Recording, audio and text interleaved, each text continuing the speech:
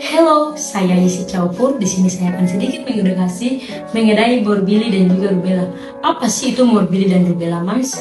Nah, morbilli juga yang sering dikenal sebagai campak, di mana morbilli ini dapat disebabkan oleh virus campak, di mana dapat digolongkan sebagai golongan paramoxovirus dan juga morbillivirus. Nah, morbilli atau campak ini merupakan penyakit yang sangat menular dan merupakan virus yang digolongkan sebagai virus RNA. Nah, hampir 100% campak ini menyerang anak-anak yang tidak memiliki kekebalan terhadap virus campak ini. Nah, virus campak ini menular melalui droplet seseorang yang sudah terinfeksi, dan juga virus ini merupakan salah satu penyakit yang dapat menyebabkan kematian. Nah, Mams, rubella atau yang sering dikenal sebagai campak Jerman merupakan infeksi yang disebabkan oleh virus rubella. Nah, paling dikenal dengan ruam merah yang khas. Infeksi ini dapat menyebabkan masalah serius bagi bayi yang belum lahir dan ibunya terinfeksi selama kehamilan, di mana infeksi selama kehamilan pada trimester pertama dapat mengakibatkan keguguran, kematian janin, lahir mati, bayi dengan malformasi bawaan, dan juga dikenal sebagai sindrom rubella congenital. Nah, virus rubella ini ditularkan melalui orang yang sudah terinfeksi, di mana dapat melalui batuk dan bersin. Nah, manusia adalah salah satu inang, artinya seseorang bisa menularkan virus ini melalui seseorang yang sudah terinfeksi dan tanpa menyadari bahwa seseorang itu sudah terinfeksi virus rubella. Nah, Mams, dapat kita lihat pada peta sebaran kasus campak konfirmasi lab dan juga rubella konfirmasi lab di Indonesia pada tahun 2021 dan juga 2022. Nah, pada kasus tahun 2021 dapat kita lihat 132 terkonfirmasi campak pada 71 kabupaten kota di 25 provinsi, dan juga 267 kasus rubella terkonfirmasi di Indonesia di 84 kabupaten kota di 25 provinsi. Nah, dapat kita lihat pada tahun 2022 di mana 3.341 kasus campak terkonfirmasi di Indonesia terdapat di 223 kabupaten kota di 33 provinsi, dan 612 kasus rubella di Indonesia terdapat di 173 kabupaten kota di 34 provinsi. Oke, ini adalah gambaran epidemiologi pada kasus campak dan juga rubella di tahun 2021 dan 2022. Pada kesempatan kali ini saya akan membahas mengenai rubella. Nah, rubella ini mempunyai gejala utama, di mana rubella adalah ruam merah yang muncul dalam 2-3 minggu sejak terpapar virus. Gejala utama rubella merupakan ruam merah di mana yang muncul ketika 2-3 minggu setelah terpapar virus rubella itu sendiri. Ruam tersebut akan berawal dari wajah hingga akan menyebar ke seluruh tubuh. Pada umumnya, ruam merah ini akan menimbulkan yang namanya rasa gatal, di mana rasa gatal ini akan berlangsung selama 3 hari. Nah, selain ruam, ada pun beberapa gejala yang dapat terjadi nih pada gejala rubella itu sendiri. Nah, yang pertama yaitu demam, lalu akan muncul gejala selanjutnya yaitu pilek, lalu yang akan mengakibatkan hidung tersumbat, dan juga ada beberapa gejala lainnya seperti sakit kepala dan juga sakit tenggorokan. Nah, adapun yang sering terjadi pada remaja wanita yaitu seperti nyeri sendi. Nyeri sendi ini sendiri dapat atau sering terjadi pada remaja wanita.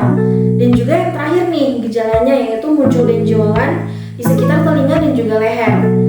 Nah, akibat apa? Akibat pembengkakan dari kelenjar getah bening. Nah, selanjutnya kita akan membahas mengenai gejala pada campak. Nah, untuk gejala pada campak ini sendiri ada beberapa juga nih. Nah, yang pertama yaitu batuk, lalu pilek, dan juga kemerahan pada area mata. Untuk gejalanya sendiri kurang lebih sama ya dengan gejala pada rubella. Nah, pada pembahasan ini perlu saya tekankan bahwa yang membedakan gejala campak dan juga rubella. Untuk gejala rubella sendiri akan muncul ruam dari wajah, lalu akan menyebar ke seluruh tubuh. Sedangkan untuk gejala daripada campak yang membedakannya yaitu gejala campak ini ruam merahnya akan muncul pada bagian seluruh tubuh dan tidak diawali pada bagian wajah atau pada bagian muka. Kadang juga dapat disertai dengan petekie atau perdarahan, atau dapat juga disebut dengan campak yang hitam atau black measles. Nah, perlu teman-teman semua tahu bahwa ketika ruam menghilang, maka akan terjadi perubahan warna nih. Perubahan warnanya akan menjadi warna coklat atau kecoklatan.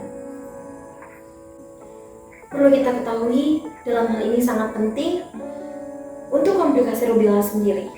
Di sini kita akan bahas mengenai komplikasi rubella lebih jauh, terutama mengenai sindrom rubella. Sindrom rubella ini atau dapat kita dengar atau sering kita dengar dengan sebutan sindrom rubella kongenital, di mana sekitar 80% dari ibu yang terinfeksi rubella di usia kehamilan 12 minggu atau trimester pertama. Dalam hal ini, sindrom rubella kongenital ini sangat sering terjadi. Yang telah saya sampaikan tadi, sangat sering terjadi sitting untuk kita pahami, karena sindrom rubella kongenital ini sangat berbahaya dan juga dapat menyebabkan cacat lahir atau kelainan kongenital. Di antaranya sebagai berikut. Yang pertama, dapat menyebabkan tuli atau gangguan pada pendengaran. Yang kedua, dapat menyebabkan katarak atau pada bagian indera atau pada bagian penglihatan. Dan yang ketiga, dapat menyebabkan penyakit jantung bawaan. Dan yang keempat, dapat menyebabkan gangguan daripada pertumbuhan si janin atau si bayi. Nah, selanjutnya di sini kita akan membahas mengenai komplikasi pada campak. Komplikasi pada campak apa aja sih? Komplikasi campak. Yang pertama yaitu otitis media atau peradangan pada bagian tengah telinga atau telinga bagian tengah. Nah, selanjutnya ada pneumonia bakterial atau pneumonia pada campak.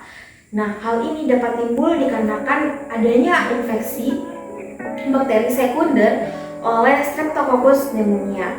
Nah, itulah tadi pemaparan dan juga penjelasan singkat mengenai. Nah, selanjutnya Mams, di sini saya akan mencoba menjelaskan bagaimana pentingnya penanganan terhadap kondisi campak dan rubella ini sendiri. Nah, penanganan ini yang akan menjadi edukasi bagaimana supaya ketika anak Mams kalian mengalami campak dan rubella, Mams dapat mengatasi masalah tersebut. Nah, saya akan bagi penjelasan saya ini dalam 2 sesi. Yang pertama, saya akan menjelaskan mengenai bagaimana terapi yang bisa diberikan, dan yang kedua, saya akan menjelaskan bagaimana pentingnya vaksinasi itu sendiri. Nah, saya akan mulai dengan yang pertama, yaitu pentingnya terapi yang diberikan. Nah, untuk terapi ini sendiri terbagi lagi menjadi 2, yaitu terapi campak dan terapi rubella yang akan coba saya jelaskan. Nah, untuk terapi dari campak sendiri yang perlu Mams perhatikan adalah pertama, istirahat.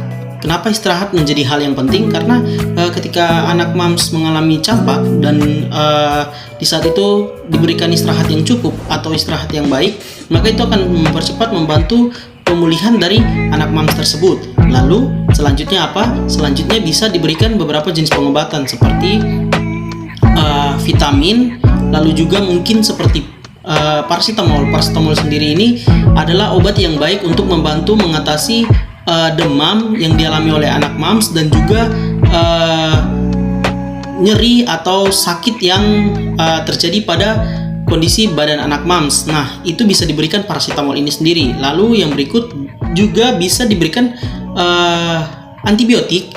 Namun antibiotik ini diberikan jika ada infeksi lainnya yang terjadi yang bukan disebabkan oleh campak itu sendiri. Nah, itu bisa diberikan antibiotik ini Mams. Lalu yang berikut, yang terakhir yang paling penting adalah memenuhi cairan dari anak Mams tersebut. Kenapa? Karena ketika cairan yang dipenuhi atau cairan yang diberikan cukup, minumnya cukup, maka bisa ini membantu untuk mempercepat pemulihan dari anak Mams tersebut.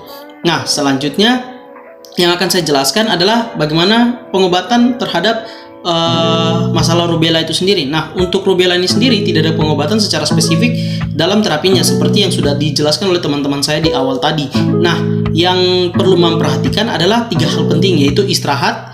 Istirahat seperti yang sudah saya bilang sebelumnya, istirahat ini penting. Kenapa? Karena istirahat ini membantu mempercepat recovery atau membantu mempercepat pemulihan dari anak mams tersebut. Berikut juga diperhatikan minumnya atau cairan yang perlu memberikan, yaitu minum yang cukup, supaya ini juga bagaimana membantu mempercepat pemulihan dari anak mams tersebut. Nah, yang terakhir mungkin bisa diberikan beberapa suplemen-suplemen seperti vitamin tambahan yang bisa membantu mempercepat recovery atau pemulihan dari anak mams tersebut. Nah, itu adalah bagaimana pengobatan-pengobatan yang bisa diberikan untuk mengatasi kondisi campak dan rubella ini sendiri. Nah, yang selanjutnya, kedua, saya akan masuk ke topik yang berikut, yaitu membahas mengenai vaksinasi. Nah, di sini kita semua tahu bahwa memiliki keluarga yang sehat, kuat, dan baik adanya itu adalah impian semua orang di dunia. Nah, di Indonesia sendiri pemerintah sudah melakukan genjaran untuk pencegahan terhadap suatu infeksi yang terjadi pada manusia yang baru lahir atau anak-anak yang baru lahir di negara Indonesia ini sendiri. Nah, pencegahan itu dilakukan seperti apa? Yaitu dengan pemberian vaksin atau membuat vaksin. Nah, vaksin ini dibuat dan dilengkapi dengan program yang namanya imunisasi. Nah, imunisasi ini sendiri adalah program yang diciptakan untuk membantu membuat dan menciptakan kekebalan tubuh terhadap anak mams kalian. Nah, di sini yang mau coba saya jelaskan adalah vaksin atau imunisasi yang menjadi rekomendasi oleh Ikatan Dokter Indonesia, yaitu di sini mams boleh lihat ada banyak sekali jenis vaksinasi yang bisa diberikan pada saat imunisasi. Namun yang mau kita fokuskan adalah sesuai dengan topik kita, yaitu vaksinasi yang bisa diberikan untuk campak dan rubella. Nah, campak dan rubella ini sendiri bisa diberikan vaksinasi, yaitu MR dan MMR. Apa itu MR dan MMR? Nah, MR ini sendiri adalah measles rubella dan MMR ini sendiri adalah measles mumps rubella. Nah, ini adalah vaksinasi yang diberikan untuk membantu mencegah campak dan rubella itu sendiri. Nah, pemberiannya seperti apa? Boleh mams lihat di tabel di bawah ini, akan coba saya jelaskan. Jadi pemberiannya seperti ini. Untuk vaksinasi ini akan kita mulai dengan pemberian pertama di 9 bulan pertama umur anak mams. Nah, di 9 bulan pertama umur anak mams itu akan diberikan vaksinasi MR. Nah, selang berjalannya ketika sampai di umur 12 bulan itu akan diberikan vaksinasi lagi. Nah, pada saat selang dari 9 bulan sampai 12 bulan ini, ketika anak mams tidak atau belum mendapatkan vaksinasi MR tadi, maka bisa diberikan MMR atau measles mumps rubella tadi. Nah, selanjutnya ketika anak mams mencapai umur 18 bulan, maka perlu adanya pengulangan vaksinasi yang dimana ini memberikan vaksinasi MR ataupun juga bisa MMR. Nah, selanjutnya vaksinasi ini akan berlanjut diberikan kapan? Yaitu pada saat umur 5-7 tahun anak mams. Nah, saat itu anak mams tentu saja pasti di umur-umur sekolah atau umur-umur masa pendidikan atau masa sekolah di sekolah dasar tentunya. Nah, di umur seperti ini tentu ada yang namanya vaksinasi untuk menjadi kekebalan tambahan supaya memperkuat vaksinasi sebelumnya. Nah, ini bisa diberikan pada saat bulan bias kelas 1. Itu ada di umur 5 dan 7 tahun seperti yang tadi saya bilang. Apa yang diberikan? Ya tentu saja bisa diberikan vaksinasi MR atau MMR itu sendiri. Nah, itu adalah rangkaian waktu pemberian vaksinasi dan seperti apa pemberian vaksinasi itu sendiri. Nah, yang mau saya tekankan terakhir adalah kenapa penting sekali untuk melakukan vaksinasi dan imunisasi ini supaya bisa membantu menciptakan kekebalan tubuh dari anak mams tersebut. Dan ketika ada yang namanya infeksi, tubuh dan kekebalan tubuh anak mams dapat melawan infeksi tersebut dan akhirnya anak mams tidak mengalami kondisi yang lebih berat yang ditimbulkan dari infeksi tersebut. Nah, maka perlu tentu saja harus divaksin atau mengikuti program imunisasi ini sendiri. Demikian yang bisa saya sampaikan bagaimana edukasi pentingnya tentang pengobatan dan juga vaksinasi yang bisa dijalani atau diberikan oleh mams terhadap anak-anak mams. Demikian, terima kasih.